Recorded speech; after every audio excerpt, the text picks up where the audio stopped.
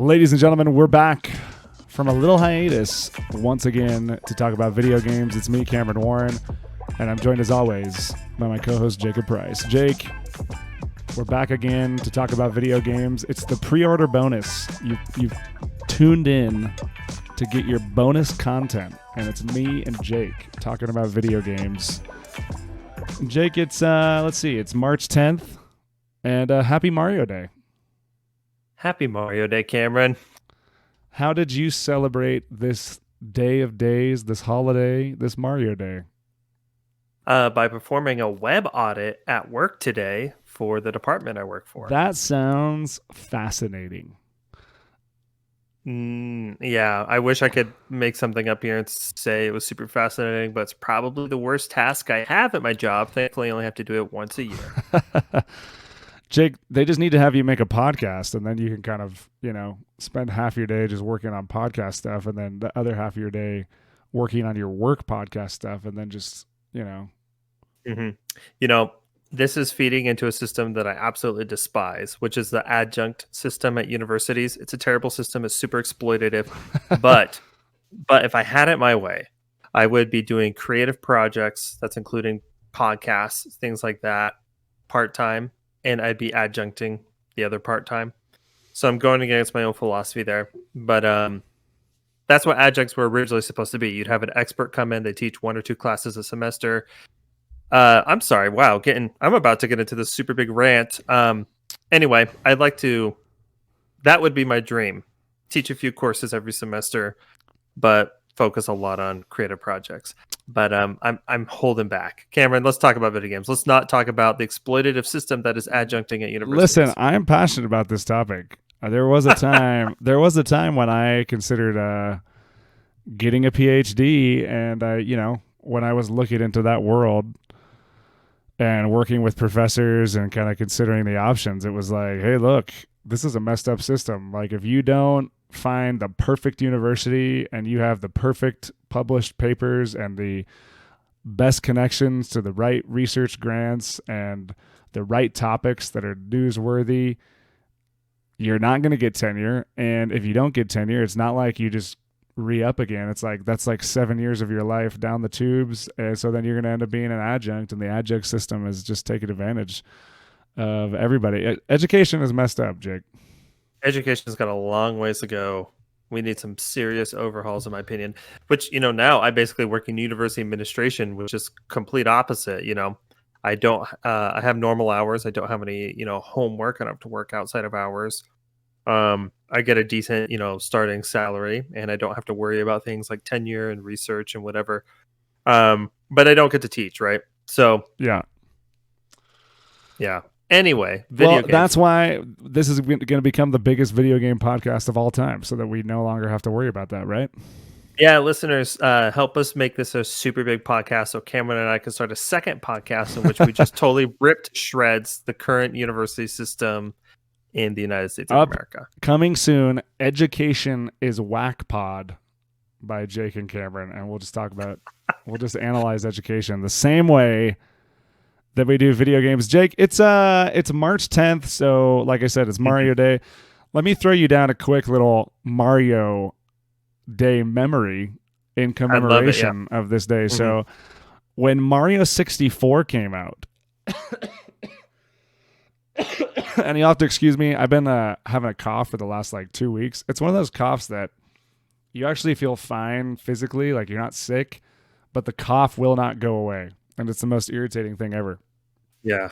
So if I have to pause and go run and get a drink, you might have to hold down the fort and give a long monologue on something. Anyway. Yeah. So my memory is I had Mario 64, and we used to have this TV downstairs that was next to in our house that we lived in. It had the original owner had a full-size bar in the downstairs. Jake, did you ever come over to my house, to that house, like the lake house that I lived in, like back in the high school days? Maybe yes, I could think of maybe once or twice, maybe when you might have. Do you remember the bar?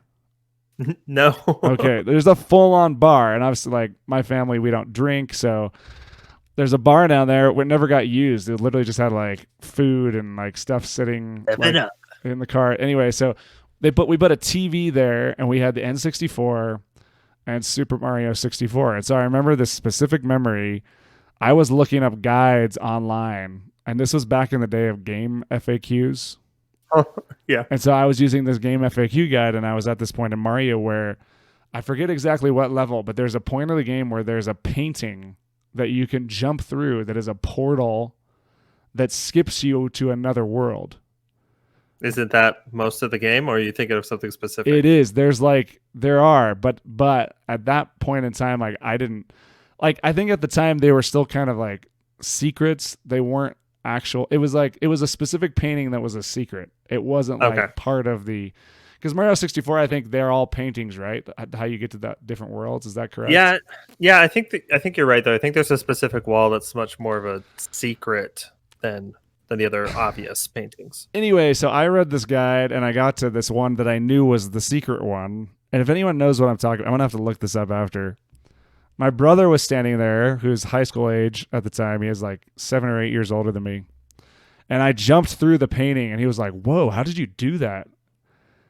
How did you define that? You discovered like a secret." And I was really proud of myself that like he thought I had just, organically was like good at video games, but it was a total lie because I had just looked it up on game FAQs before. But anyway, Mario 64, cool game.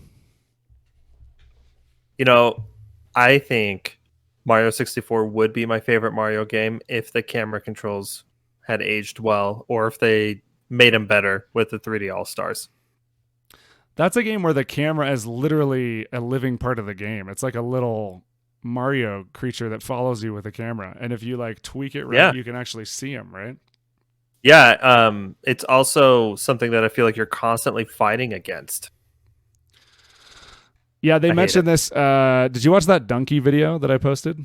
Yes. Oh my gosh. Dude, that's the best gaming content on the internet. And he did Things that. we aspire to. He is being yeah, funny. he's just awesome. Anyway, that video he's talking about the camera, and he was like, Yeah. Super Mario 3D World just like took the camera out of it and just gives you like a one camera like 3D level, and it totally works. He has a great point on that. Yeah. But I do remember the camera being a huge issue because on the N64 you're hitting like the yellow buttons to like shift the camera around. How does it work on Switch?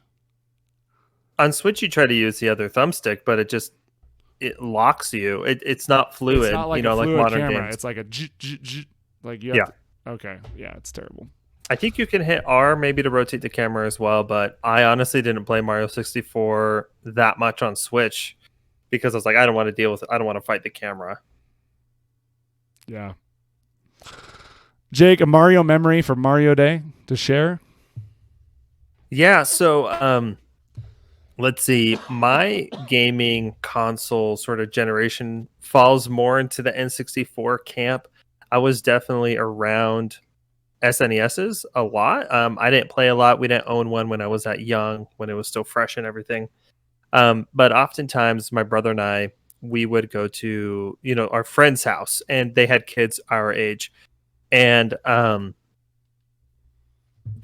so I would try to play Mario. I'm trying to remember which one. I think it was Super Mario 3, probably. And dude, I sucked at that game so bad. Like I was just so terrible. Like I was like 4 or something. So I couldn't handle, my own life. Right. I still can't handle my own life. Anyway, No. but I remember watching in true younger brother fashion, and my brother just like shredding these levels. And I was like, man. And I thought my brother was the coolest for that. And so fast forward years later, my little sister, as a random gift, she gets a Game Boy Advance SP. And the person who gifts her that also gifts her Pokemon Emerald and Super Mario Bros. 3, which got ported to Game Boy Advance. And I remember playing it, I was doing a lot better, and I was having these memories of just sucking a ton as a kid, and I was doing okay.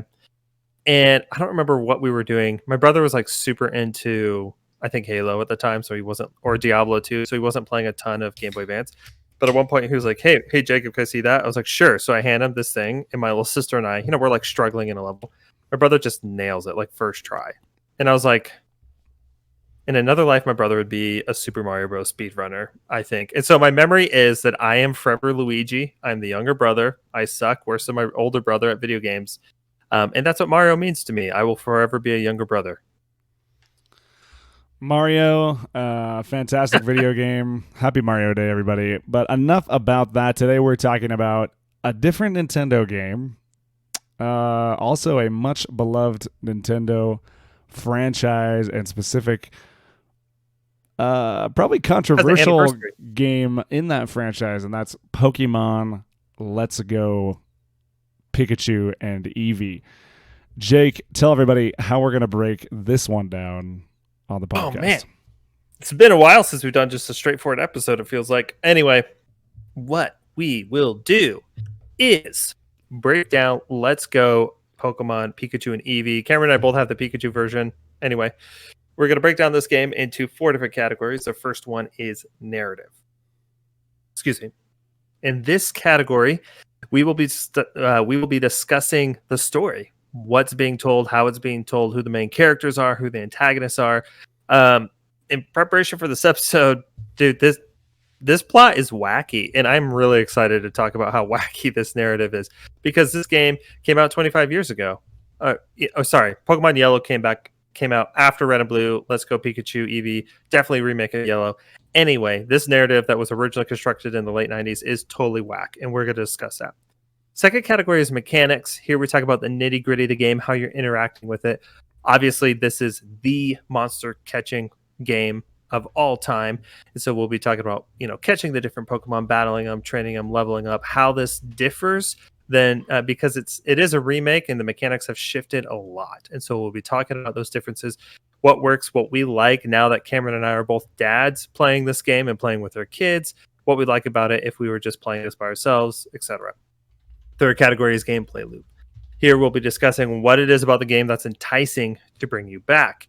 A franchise like this, we brought it up several times before. It's incredibly old. It also has an anniversary, 25 years this year. So what's going to make somebody who's 30 come back to this game? How are people getting reintroduced to this franchise? And how does the Let's Go series of remakes make people want to come back to it? I mean, this is a game that people have played trillions of times, I'm sure, right?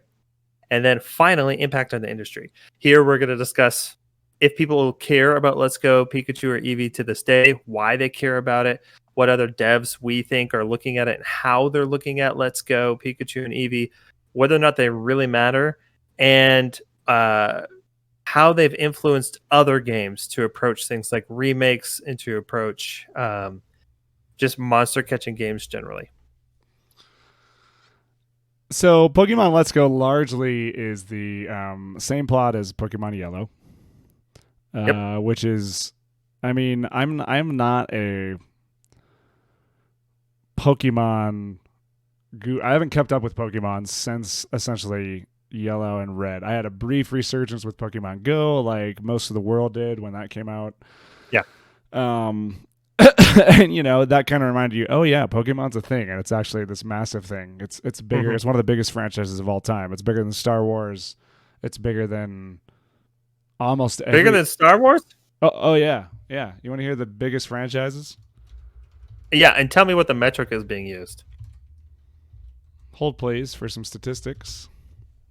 Beep boop boop beep beep. That's not the waiting time. Highest grossive media franchises of all time. Pokemon at number 1, $100 billion. Ha! That's a pretty penny. You want to know what number 2 is? Is it not Star Wars? Hello Kitty. $84 billion. Not a cat, by the way. Do you remember that press release? No. Hello Kitty is not a cat. You want me to keep going? Yeah, I do. Winnie Sorry. the Pooh, $80 billion. Really? Yes.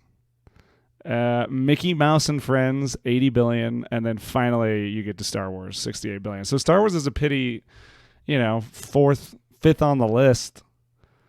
And it's what, 32 billion now, behind Pokemon? Granted, this is based off Wikipedia and roughly summarizes a combination of metrics including sales of licensed merchandise, video games, box office, movies, home entertainment, strategy guides and books, blah blah blah blah blah.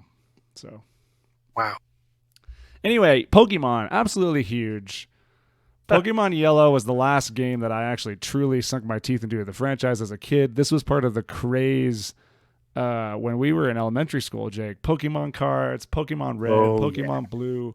It was all about getting the Game Boy Color and getting the Pokemon games. And I think everybody who's around, ages probably 28 to 34 uh, knows Pokemon and has some kind of memory attached to it. Probably Hmm. most people, I think, like that has any type of semblance with video games. Anyway, Hmm. this story mimics that one. So, and it's it's Yeah. the straightforward Pokemon story. It's and Jake, you know this better than me, obviously, but it's the plot. You've got you're in the it's in the Kanto region. You're a kid and you need to go catch them all, and you go fight some gym leaders, and you've got a rival, and that's about it. That's about it. Yeah. So going back over this, like I said, this plot is super wacky, and what I want to point out here is something that people have been pointing out for years and years. It's that the world of Pokemon is just incredibly dangerous. It's an incredibly unsafe world. And I think it's Zach Swyson over at Kotaku every weekend. He features a Pokemon and he goes over like the absurdity of what that Pokemon is and what the world of Pokemon is. Um, and I'll just say Pokemon has this really great underlying premise. And this is a story, the narrative plot that's shared across every single Pokemon game. You're a brand new trainer, you are in this new region, and you want to beat the gyms, right? There's one exception to this, that's Pokemon Sun and Moon, but still, you're trying to, prove yourself, and then you get to the Elite Four, and then you become the champion. You become the champion trainer with the most powerful Pokemon team, and that's it. And so that narrative plot stays, and I think that's a great narrative plot. I think it drives people to say, okay, yeah, I want to get better, I want to level up, and I want proof of that. And you get that through gym badges. And then every Pokemon game has like secondary plot lines as well. Well, Pokemon Let's Go, Pikachu, and Eevee. You got Team Rocket, you got Professor Oak, and this stuff is just like ludicrous. So like Team Rocket, like I was reading into this because if when I think back of Pokemon plot lines, like I cannot tell you what most of them are outside of catching them all and beating all the gym leaders. Because usually you don't care. They're not super involved. Right. Well, here, like the Team Rocket story is like Team Rocket killed Cubone's mother in Lavender Town, and now they're trying to get the Sylph Scope so they can see what ghosts look like, so they can catch super rare Pokemon and exploit their power to make money. And like, I didn't piece any of that together until preparing for this podcast, like this episode, because the narrative is so oddly told, and it comes in bits and pieces. Like when you get to the mid game, the Team Rocket storyline kind of takes over, but it's so all over the place. And Let's Go Pikachu kind of explains in further detail that they run this game corner, which is a casino basically, in order to finance the whole industry. So they just like get people addicted to gambling, and then they finance their evil deeds or whatever. It's just like super weird. Like Team Rocket as a premise is really, really weird and oddly done. And it's like kind of this weird satire on evil corporations and how sketchy means of getting money and trying to abuse power. So like going through it now, I'm like, this is super wacky. It has some fairly deeply critical points of like major corporations and what their goals are and what research is and how it's used and exploited. And I was like, I'm reading way too much into this plot. But Team Rocket is this like weird, convoluted mess. And I kept comparing it to Earthbound, which has very sharp, but very easily intelligible criticisms of a lot of different things. Whereas in Pokemon, it's just Team Rocket storyline is a giant mess. And I kind of love that they retained that giant mess, because it was fun for me to be like, video game stories were super wacky 20 years ago. Now they're so much more digestible and intelligible. But back then it was like, man, they just had all these ideas and they didn't cut a single one. They just shoved them into this game. Rant Yeah, over. yeah. I think one of the things about this story for me that is endearing is because of the. And I'm not a Pokemon guru, so I'm going to be saying stuff wrong. I know someone's going to just hate tweet at us. It's fine. It's okay. but the Pokemon anime, like the original, like season one, I know they went to different regions and it's the whole deal and like Pokemon Silver, blah blah blah.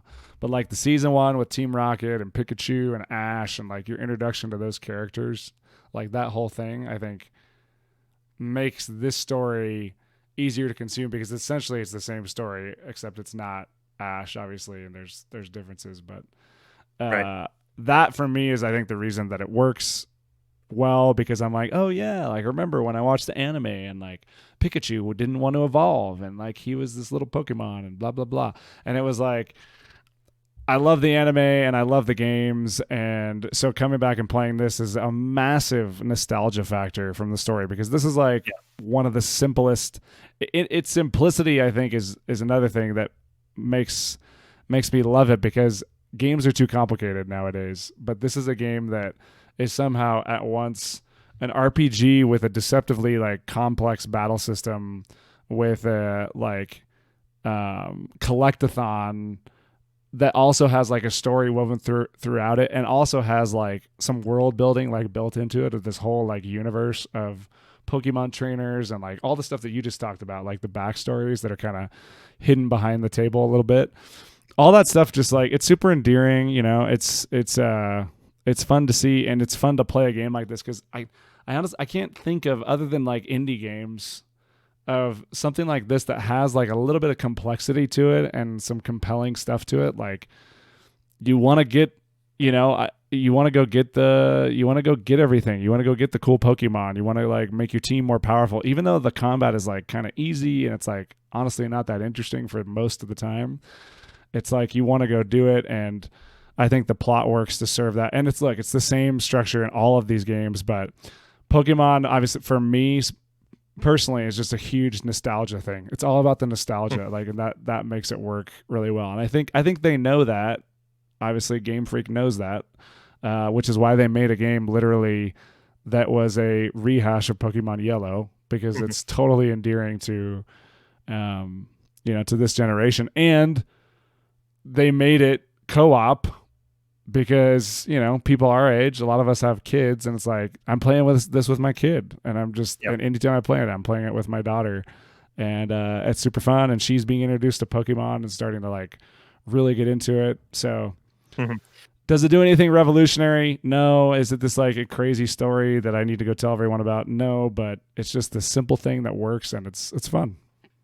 Yeah, I would say with Let's Go Pikachu, this type of a remake, one that was definitely catered towards younger audiences, for audiences where you're going to be playing across different generations, parents with kids, etc.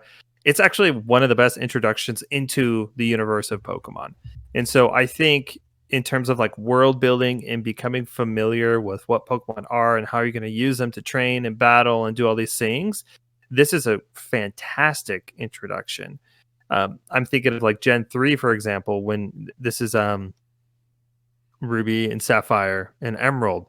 You start and you play as the son of a gym leader and you just move to a new town, right? And that type of narrative, that sort of introduction into the game is definitely constructed for people who are already familiar with what Pokemon is, right? And but this game here is such a fantastic introduction narratively into what the world of Pokemon is and what it's like. And what I kind of like, I've already said this narrative is quite wacky.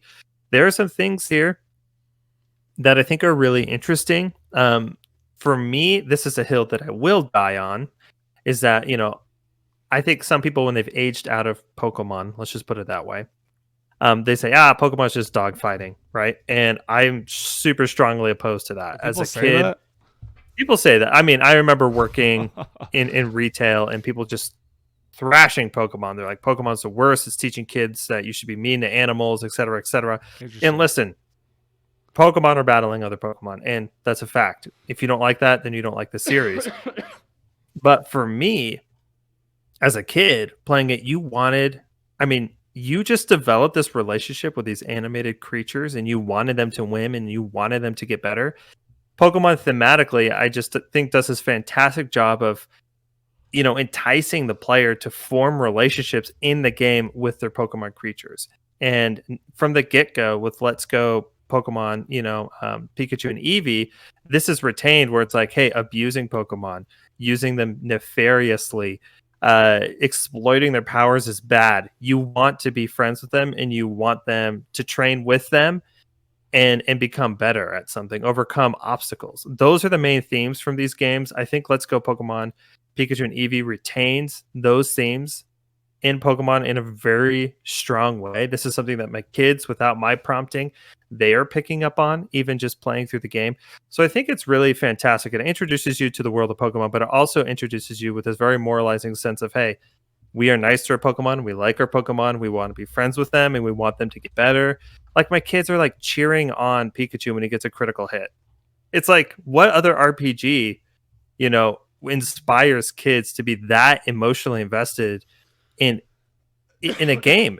You know what I mean? And so I think narratively there's something super, super impressive going on here, and that's retained in this remake. And I think this remake, like I said, I'm repeating myself, is really a fantastic introduction to those themes of what Pokemon are, who they should be, your relationship with them, and the world of Pokemon. Okay, I'm done. But that's a hill Can I'll you die tell on. Jake's a Pokemon fan, everybody? I think that's pretty clear. I'm also a Pokemon fan, but Jake is he's next level. I mean, I have a hill, a Poke hill, if you will, on which I will Poke die. Right? Jake, you played in the competitive Pokemon scene, right? Oh man, Cameron bringing out the super nerdy side of me. So yeah, there was a point in my life where I was already nerdy enough. We're bringing out the nerdy side. I feel like it's clearly brought out and put on display here. But yes, anybody who's familiar with competitive Pokemon is familiar with the website Smogon.com. There you can essentially cherry pick your team, stats, IVs, all that stuff, moves, and test out different teams in ranked and unranked battles. That's not the official competitive scene, but I know a lot of competitive players who use Smogon to test out new ideas, and then they'll go in game and they'll actually recreate that and bring it to competitive stuff. Yeah, there was a moment there that I was super into Smogon and I was signing up for, regional tournaments, and I sucked.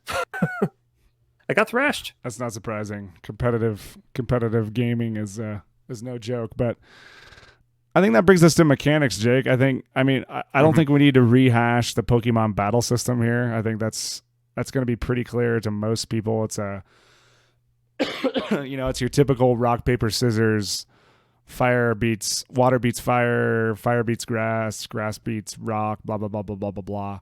Right? Yeah. We don't need to rehash that. I don't think the combat change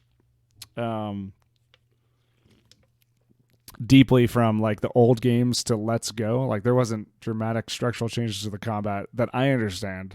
Is that correct, Jake? Yeah, in terms of battle and mechanics, things just Pokemon get new moves and new types have been introduced, but the nuts and bolts of it have been the same for 25 years. So I think the one thing that's worth talking about is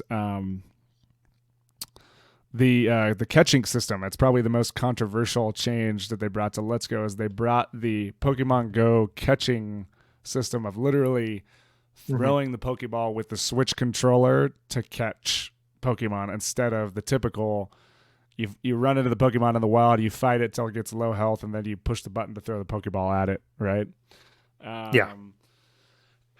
And honestly, like,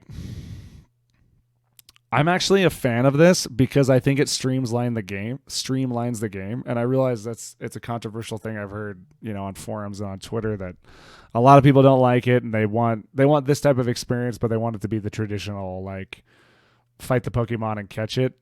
I thought it's great. One, for the reasons that we already talked about. This game is co-op. And that's a brand new I'm pretty sure that's a brand new addition to the Pokemon universe in terms of how co-op it is. So every combat situation you go into, it's co-op and catching situation. And so it's perfect to play with kids, where you can go around and you can just go catch Pokemon to your heart's content. Now, however, there is a little skill game, and I'll give an example of that. We were in Mount Moon and we ran into a super rare Chansey, like a 1% chance to find Chansey.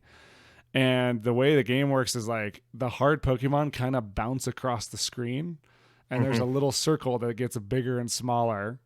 And so there's a little like timing mechanic with the throw. And so if the Pokeball hits at a certain timing, then you will get like I don't know exactly how the stats work, but I assume it's a higher stat roll, which makes it easier to catch the Pokemon. And if you don't, then it comes out. I wasted like all my great balls on Chansey and I didn't get her. So that kind of sucks.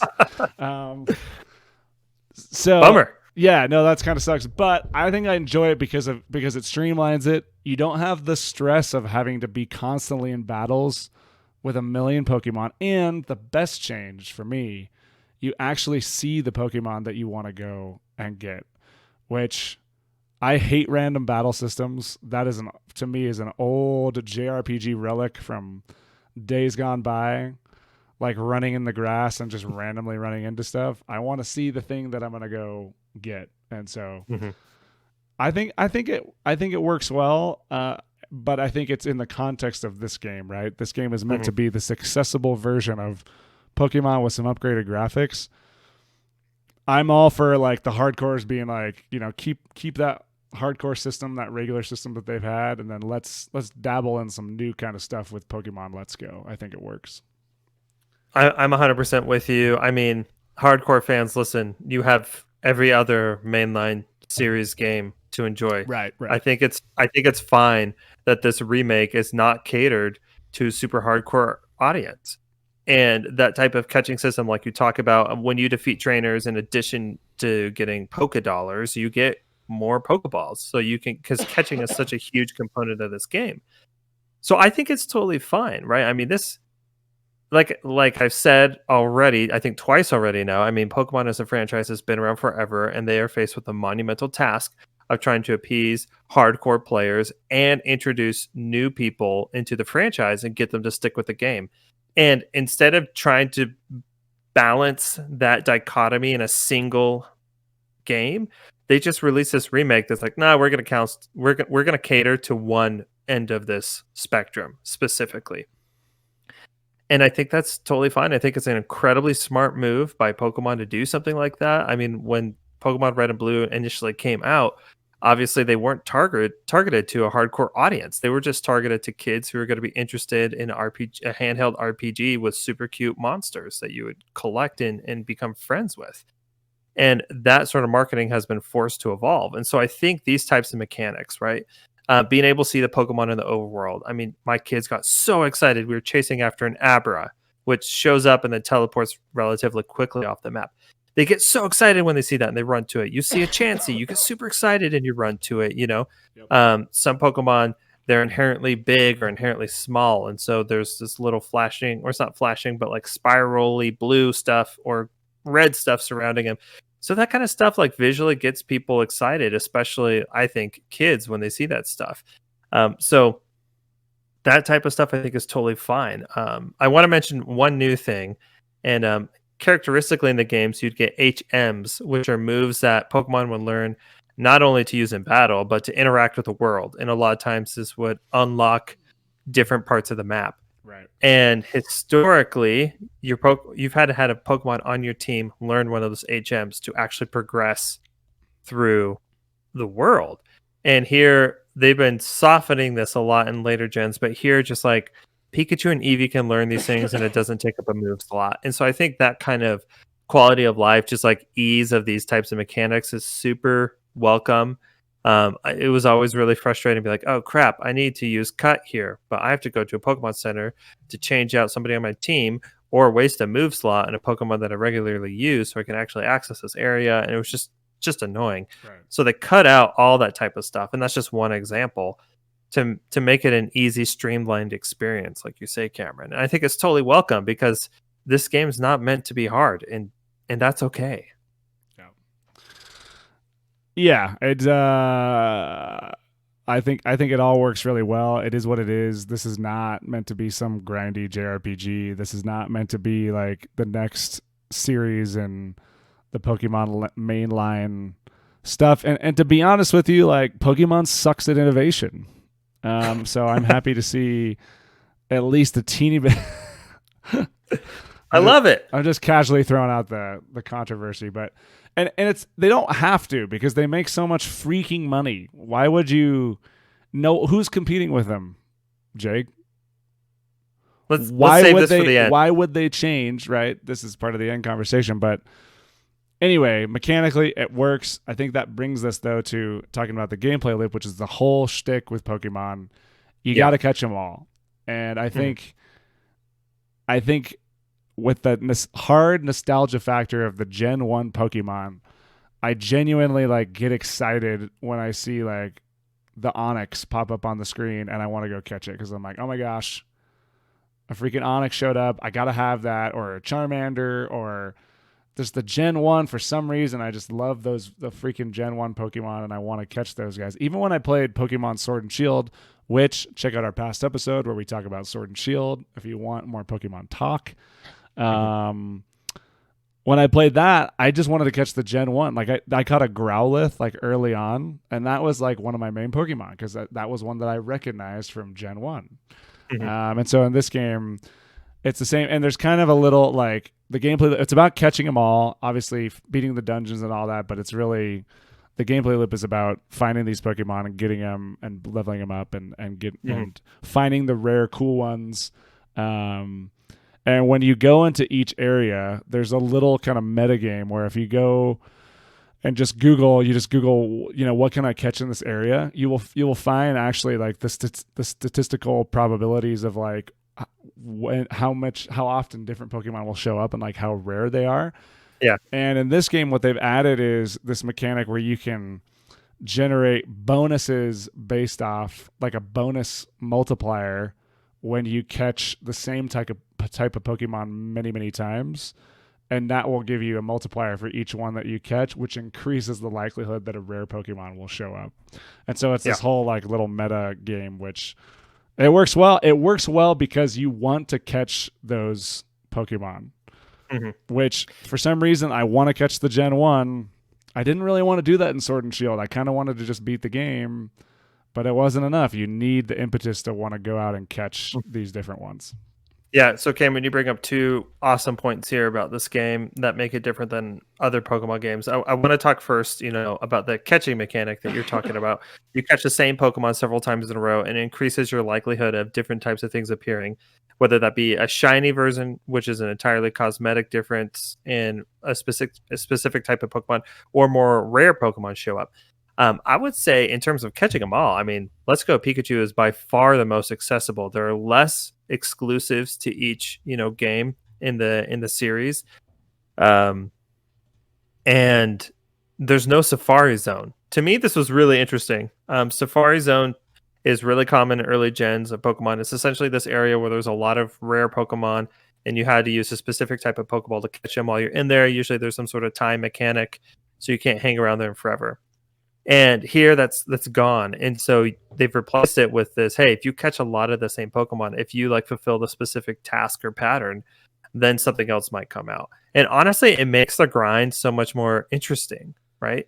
And this is something that I was discussing with my kids. And I think it's a really good way to create excitement while you're grinding levels anyway. Because, I mean, when you catch a ton of Pokemon, you get experience for your whole team. And so you get that bonus of, hey, I'm doing the normal grind, but the grind becomes much more bearable when you're like, hey, if we keep doing this, though, we might see something super rare. And so my kids got really they wanted to catch a Mr. Mime. And so we were, engaging with this mechanic and to get Mr. Mime to spawn. And we got a few to spawn and we caught a few and they were super excited because the grind wasn't boring for them. And I think that's a big problem in a lot of RPGs like this, where it's like, crap, I got a grind experience.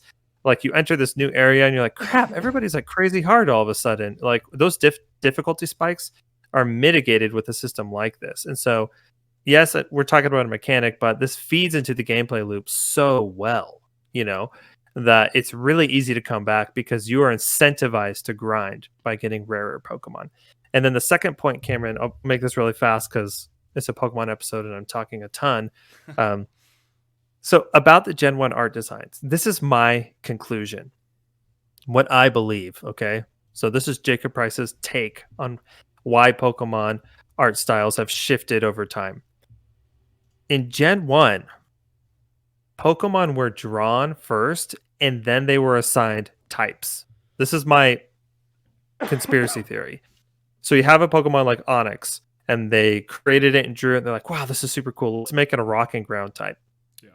And then that's why you get such disparity in terms of how many bug Pokemon there are versus how many ghost Pokemon there are, etc. in the early gens.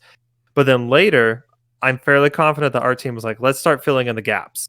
Hey, we don't have, that many electric flying types. Let's create this. We don't have that many electric types. So this Pokemon that we draw has to be an electric type. Draw it this way. Right. And so that's why in like the most recent gen, I'm going to point out, which I think is one of the most hideous Pokemon. It's Toxicroak. It's a poison electric type, which had never shown up before. In order to create like the sense of uniqueness and variety to Pokemon, they have to stretch into these weird type combinations. And then they invented this Pokemon that looks terrible because they needed it to fulfill a specific role. So that's my opinion. I really don't think that all new Pokemon look terrible. But if there's a Pokemon that looks especially weird to you, I would encourage you to just look at the typing and think, was this Pokemon designed to fit a need rather than to look cool? So that's my answer to that, Cameron. That was my biggest gripe with Pokemon Sword and Shield is I hated the starters. I hated them. I thought they were funny. Terrible. Like compared to Charmander, Squirtle, and like Bulbasaur, like iconic. And I don't know what it was. Like I don't know if it's just because they're a little bit more recognizable because like Charmander's kind of like a dinosaur and Bulbasaur's kind of like also kind of like a dinosaur and Squirtle's also kind of like but Okay. I think it was simpler. It was just a little bit simpler. And I think when they start getting into, how many Pokemon are there now across all the generations? Is there thousands now? How many? It's like a 900 or like something. 900 something. Yeah, it's just like it starts to get so complicated. It's just like it loses its sheen for me anyway because it loses some of the simplicity of like, they've got a fire type and they've got a water type and now they've, like you said, they've got an electric poison type that's a crocodile and it's like, I mean that's cool, but it's like just give me kind of the simple. That's what I like. So Yeah, I mean, thinking about the Sword of Shield starters, I'm thinking about Cinderace, right? So this is the fire one, and it's a rabbit, but let's face it, it's a soccer player, right? Right. And to me, what they had in mind making the starters, that starter in particular, was like, okay, Galar region's based on the UK. What's something that's super UK, and how could we tie that into a starter? So they're not starting with the character. They're starting with ideas that shape how the character is going to turn out.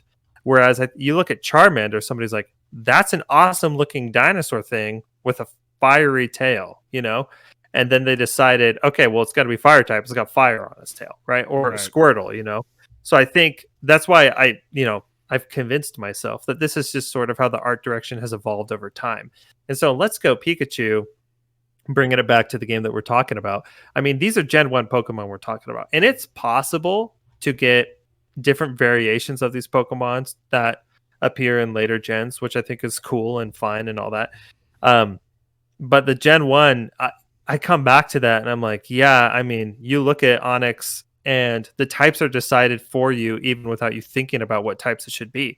That's going to be a rock and ground type Pokemon. Look at it. It's a giant rock snake, right?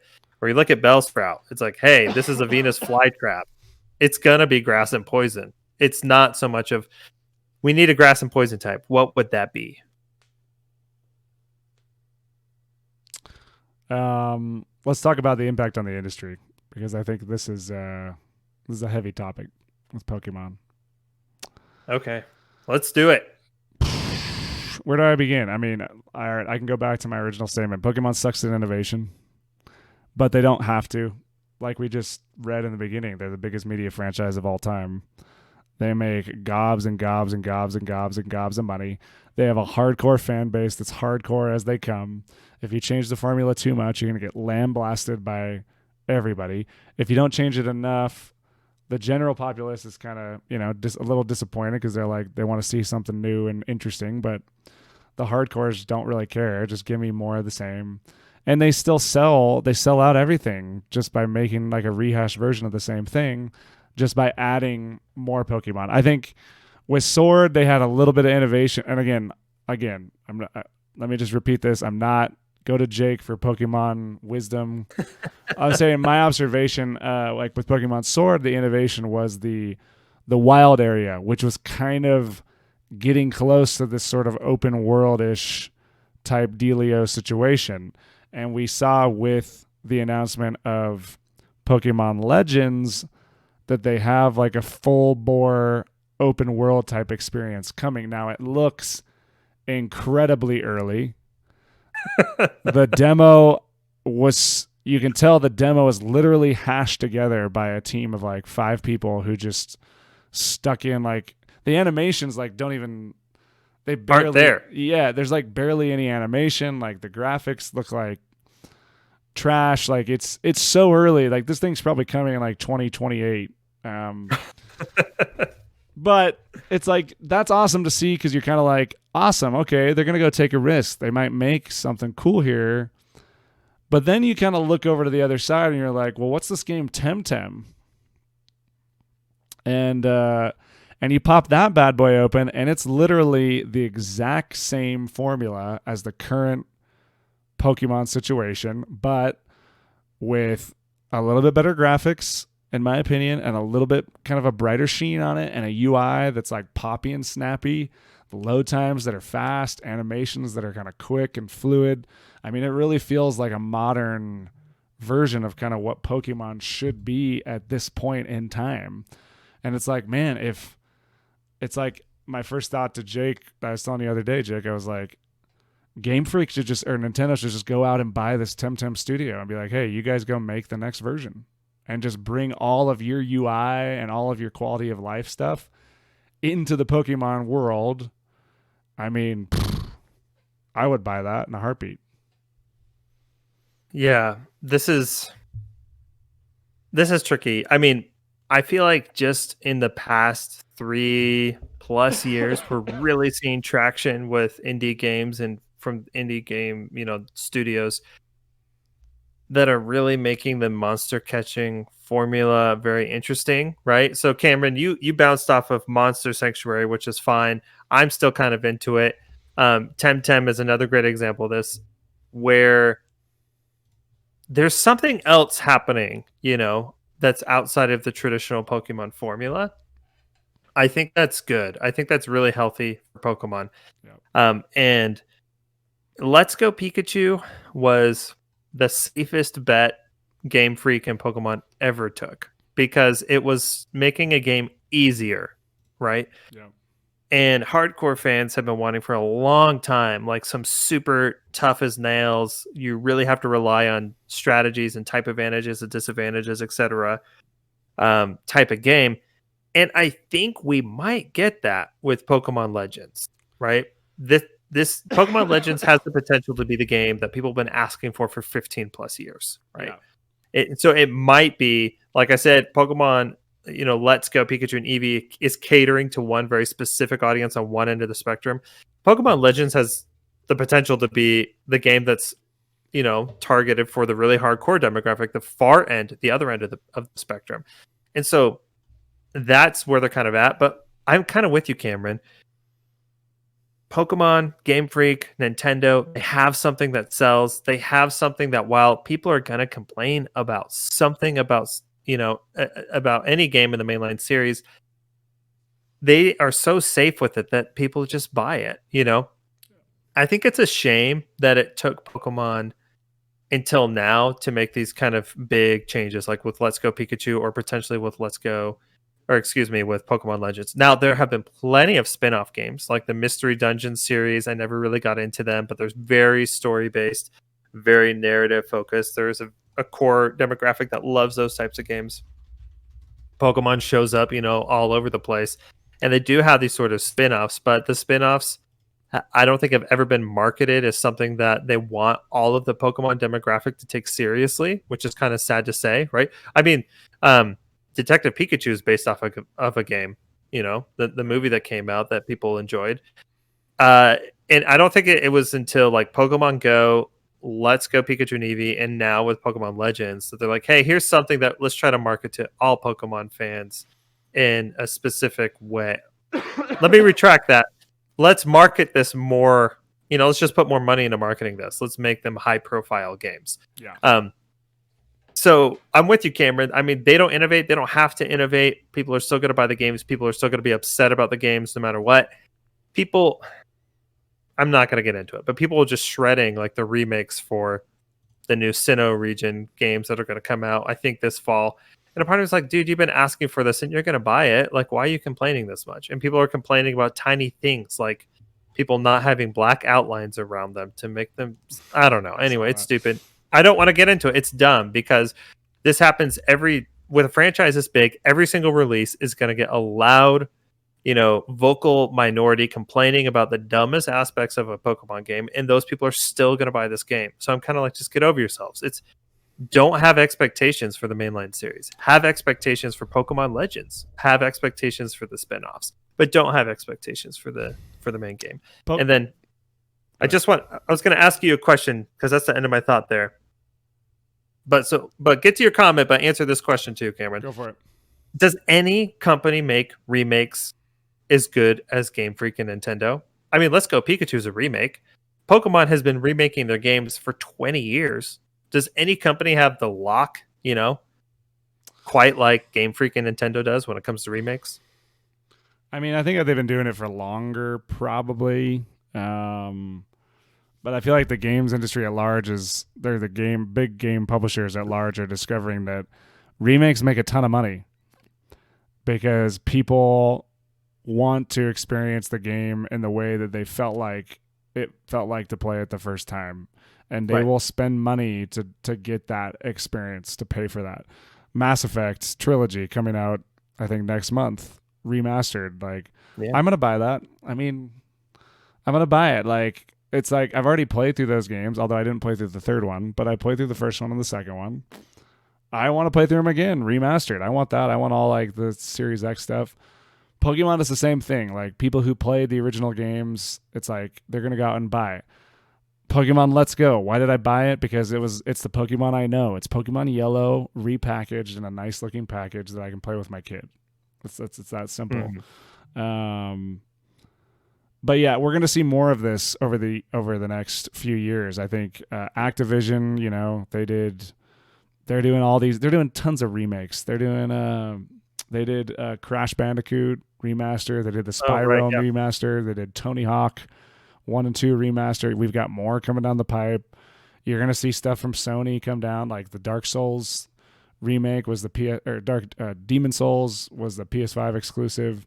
You're going to see all this, and Pokemon's going to continue to do it.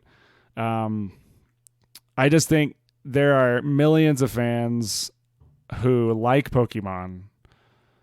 So if you're sitting there as an analyst, right, and you're looking at the Pokemon Let's Go audience, which is huge. Yeah. And you're looking at the proportion of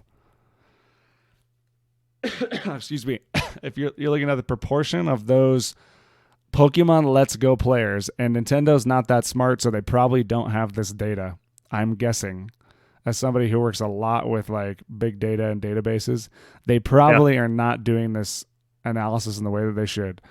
But the proportion of players who played a significant chunk or any chunk of Pokemon Let's Go who played a Pokemon mainline game in the last 10 years is probably pitiful, who also own a game system. Those would be interesting stats. Nintendo, hire Cameron. So what I want to know is, like, if you look at that, what do you need to get these people to come back and play again? You need a new experience. Why did Pokemon Let's Go become so popular? Was it because it was AR on your phone? Or was it because there's millions of people who like Pokemon and had this opportunity to go have this new experience? I think it's the latter. So if you create something that is new and provides a new, improved experience for people to come back and to experience Pokemon in a way that's like AAA, big time, like, this is so cool. This is like again, you know what? We're just saying it. Breath of the Wild style. We went a whole episode. We went a whole episode, but I couldn't hold back. And oh man. Excuse me. Breath of the Wild style remake, which maybe Pokemon Legends is it. Maybe. Doesn't quite look like it yet, but maybe. Uh, that's what you need. You need the splash to get all those people to come back. And I think, look, Nintendo likes making money like any big corporation. So they can't keep resting on their laurels and playing it safe because ultimately you innovate or you die. Eventually you're going to die. Somebody is going to usurp you. Mm-hmm. I don't know if it's going to be Temtem, but maybe. I mean, But imagine maybe. if Microsoft bought Temtem and they make it their premier Game Pass title and they can market the crap out of that thing. So if somebody was smart, they would go after Pokemon. Hmm. That's all I'm saying because that's how business works, right? Somebody makes a Right. better experience that's cheaper or more accessible that fulfills kind of the same types of like fulfillment that Pokemon style, like a Monster Hunter style gameplay mechanics, and it's got like, nice art and good looking visuals and it's accessible. If somebody goes and innovates, like they lose market share and Nintendo doesn't want that, but probably won't happen, but that's all I'm saying. But I think you're right. I mean, Temtem obviously is a love letter to Pokemon, and it's a love letter to Pokemon's hardcore audience, right? There's a lot of things that they bring back. Grinding is a little more difficult, and then they're adding in these like MMO type elements. You can battle with other people. There's a ranked battle system and all this stuff, right? So I think we're like I said, I think in the last 3+ years we've been seeing a lot more interesting monster catching games.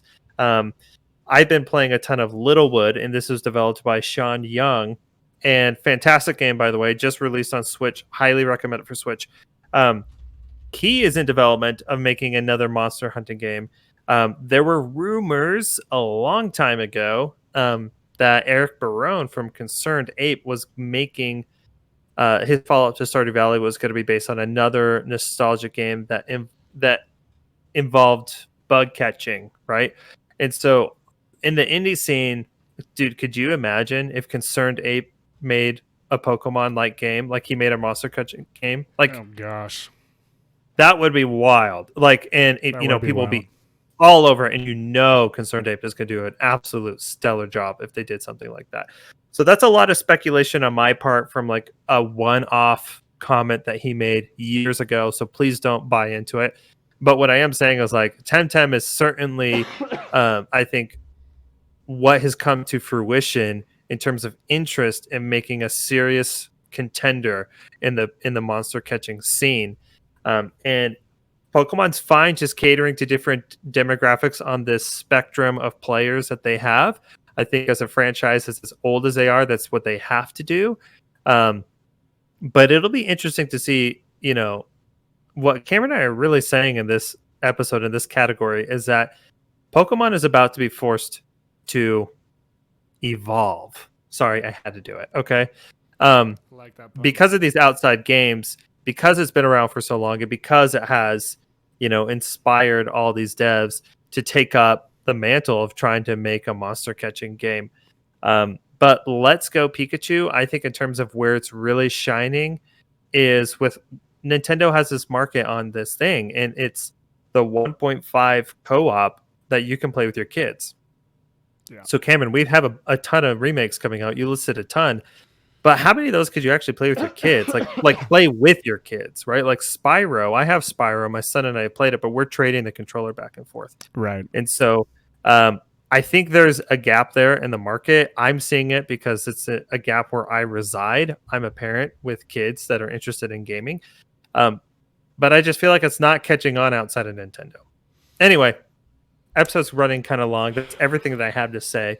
But in sum, I am excited for the future of Pokemon and in Pokemon Legends. I think we are going to get the antithesis to Let's Go Pokemon Pikachu and Eevee and something that's a little more interesting and new and maybe a little more hardcore.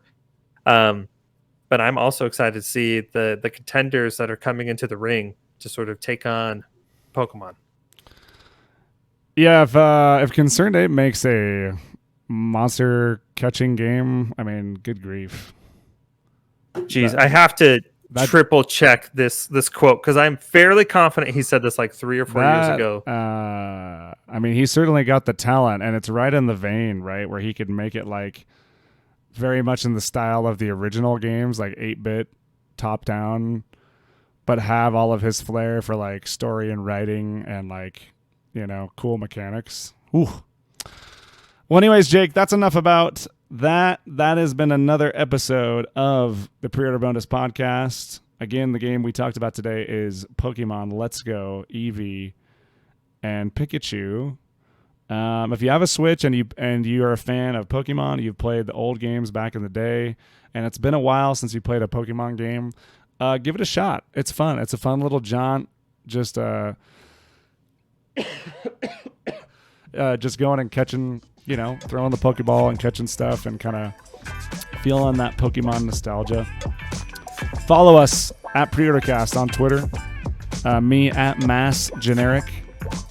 And Jake at Jacob_ChipTip18.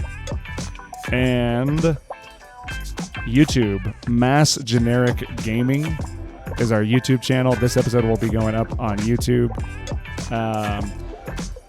As well as on podcast services everywhere.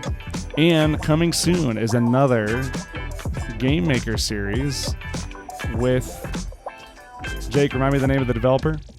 So he goes by Mario Nesrox.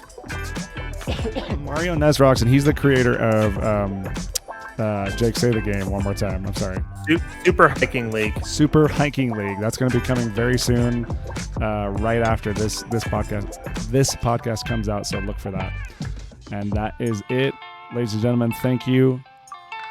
And Jake, did you have one more thing? I'm sorry. You look like you're gonna. No, I'm sorry. I've been checking up here to like triple confirm the thing that I saw, and I haven't found it yet. So nobody like tweet him and say, "Hey, I heard on this podcast you're making a Pokemon game. Please release it now." Actually, do that because that would be interesting if he responds. No. And with that, thank you and have a great night.